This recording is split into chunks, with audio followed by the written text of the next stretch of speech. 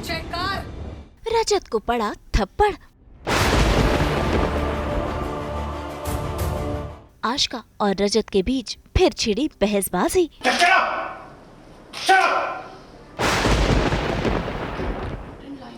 दिखी सवी की बेबसी।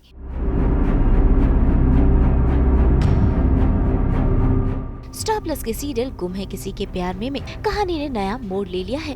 असल में भाग्यश्री रजत से काफी गुस्सा है क्योंकि वो आशिका का साथ दे रहा है। इसीलिए देखिए घर में शुरू हो गया है तमाशा, जहां आज फूटा रजत पर भाग्यश्री का गुस्सा। देखिए कैसे वो उसे थप्पड़ जड़ रही है और उसने सबके सामने कह दिया है कि घर वाले सभी के साथ हैं, लेकिन चाहकर भी रजत कुछ कह नहीं पा रहा। इतना सब कुछ तमाशा होने के बाद भी रजत आशिका का ही साथ दे रहा है। तभी तो जब वो ऑफिस पहुंचा तो वहां पहुंच गई आशिका, जो गुस्से में लाल है क्योंकि सभी ने उसे नोटिस जो भेजा है। इसी बात को लेकर वो रजत से लड़ रही है। बातों ही बातों में बात इतनी आगे बढ़ गई कि आशिका रजत पर इल्जाम लगाने लगी।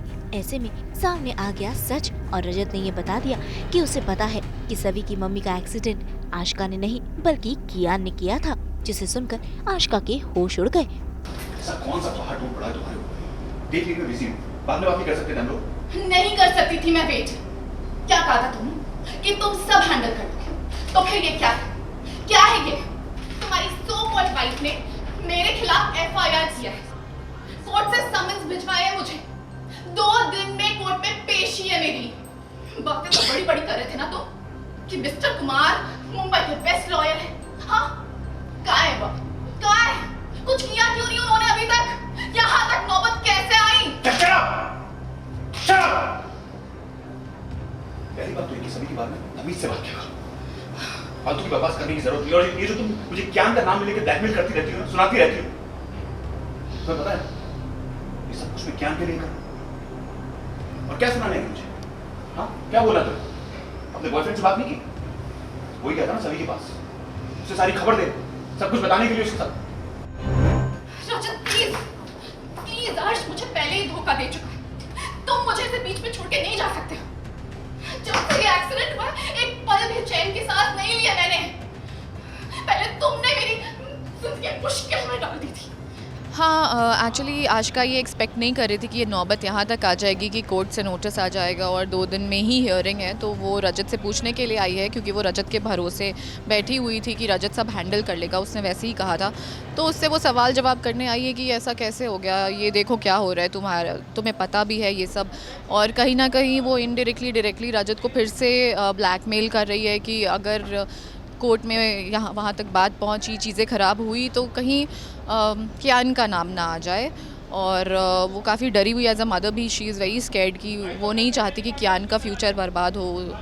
तो वो बस रजत को यहाँ seriousness of the whole situation समझाने आई है।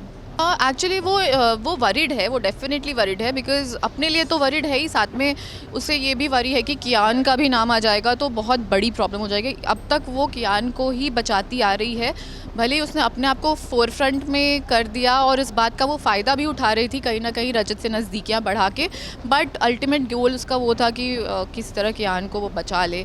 बट अभी ऑफिस में पता चलता है कि रजत को ये बात पहले से पता थी और बेसिकली वो ये सब कुछ कियान के लिए कर रहा था, आशिका के लिए नहीं। तो अभी अब तक आशिका को लग रहा था कि कहीं ना कहीं उसको आशिका पे दिल आया हुआ है या अभी भी वो प्यार करता, बट अभी उसको रियलाइज़ हो गया है कि भाई ये तो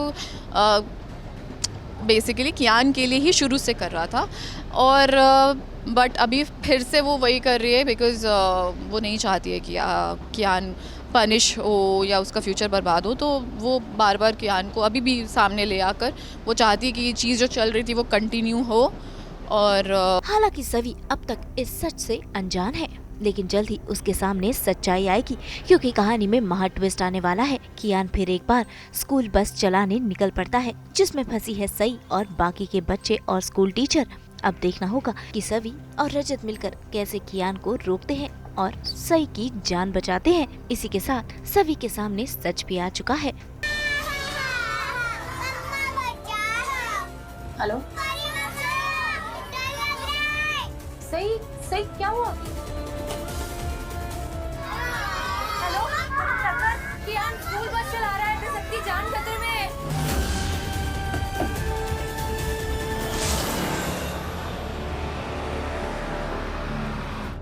कियान स्कूल बस ड्राइव कर रहा है। पिछली बार जब उसने गाड़ी चलाई थी तो सभी की आई का एक्सीडेंट हो गया था। अब पता नहीं क्या होगा। मतलब अब तक आप कियान को बचाते आ रहे थे। आपकी वजह से अगर मेरी बच्ची को कुछ हुआ ना तो छोड़ूंगी नहीं मैं आपको। तो भाई अब देखना होगा कि ये उलझते रिश्ते कैसे सुलझेंगे। मुंबई से कुणाल उपाध्याय के साथ ब्यूरो रिपोर्ट।